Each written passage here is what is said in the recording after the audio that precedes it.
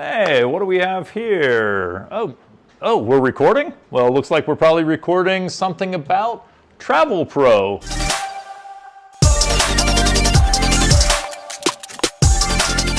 I got two Travelpro bags here. These are kind of interesting bags. I haven't seen these on the on Travelpro's website.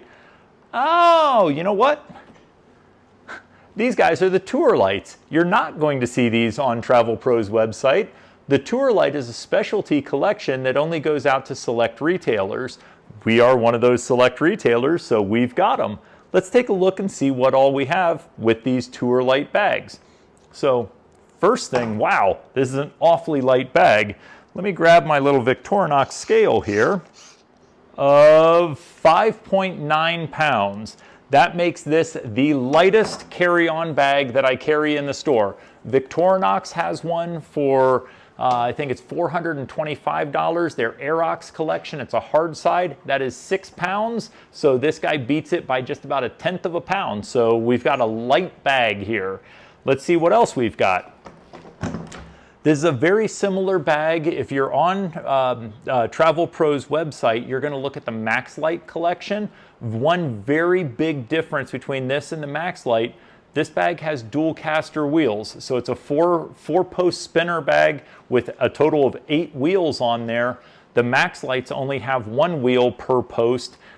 This bag steers so much better than those MaxLites. This is a much better bag than the MaxLite that you're seeing on Travelpro's website.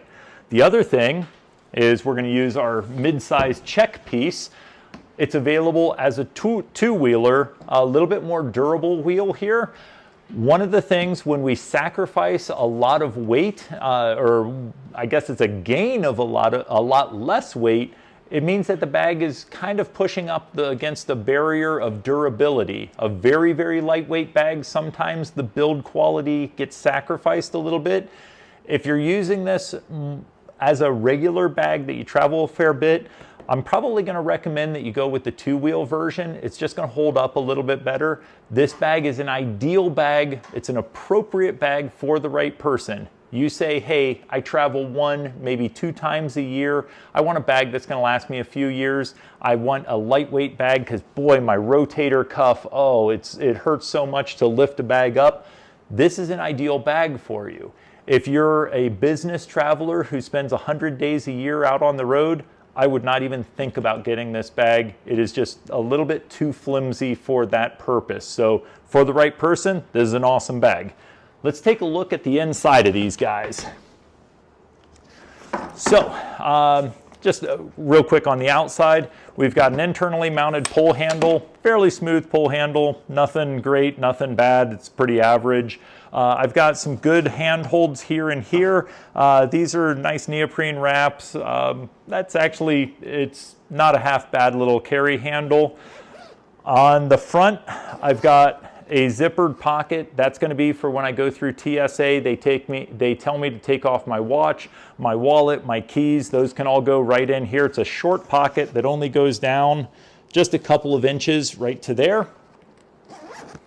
I've got a front main pocket. That's going to be for my laptop. That's going to be for a light jacket, any snacks that I want to carry with me in the airport.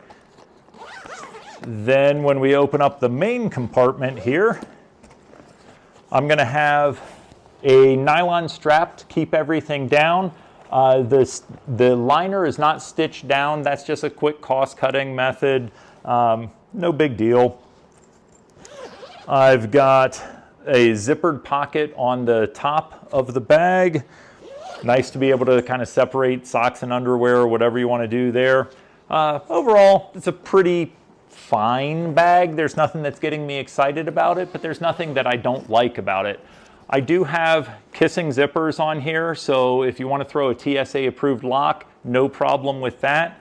I'm going to point out the one thing that I always point out on Travelpro bags. This is the Achilles heel of Travelpro as far as I'm concerned, is their expansion.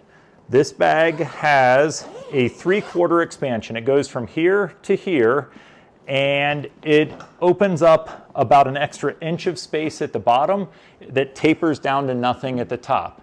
The advantage to that is it keeps you from totally overpacking your bag. The disadvantage to that is it really doesn't give you a whole lot of extra room. You can maybe fit an extra t-shirt or two in there, not a whole lot more than that.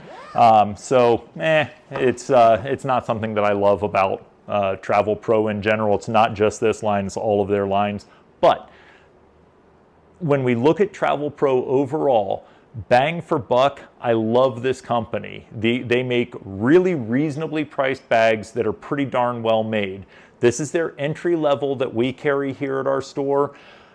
It's $169 for a carry-on piece. That's very reasonable for a decent bag. The engineering behind this is pretty good. It's well thought out. I've got a lot of really neat features on here. The build quality is going to be, they have to cut corners somewhere, making it super, super lightweight and making it come in at a very reasonable price. If you're an infrequent traveler, these bags are spot on for you. 100% I would recommend this. If you travel a ton, I would try to get you onto something like their Cruise series or their Platinum Elite or some of our other manufacturers, just that are going to be a little bit more durable. So hopefully that explains a couple things about the Travelpro TourLite edition of, or Travelpro TourLite line.